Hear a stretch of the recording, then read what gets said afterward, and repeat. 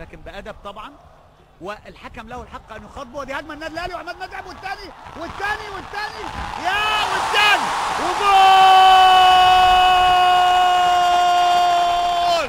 مش ممكن عماد متعب بيحطها بالعرض ولاعب السويس بيجيبها بنفسه. هقول لحضراتكم مين والهدف الثاني للنادي الاهلي.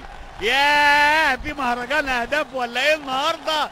والسويس الاسمنت مخضوض لسه، او اسمنت السويس مخضوض. هنشوف لحد ما تتفك الخضه دي هيحصل ايه. ادي اهو ابو تريكه بلمسه جميله جدا، وعماد متعب داخل وترقيصه لحارس المرمى وبعرض الملعب وبيحطها بنفسه لاعب السويس اهو، وهو بيرقص وعايز يعملها بعرض الملعب ودخل. اعتقد انه محمد سلام، اعتقد، لكن مش عايزين الحاجات دي بتبقى، انا في الحقيقه يعني ظهره مش باين عندي على المونيتور، لكن يمكن يكون نمره 20.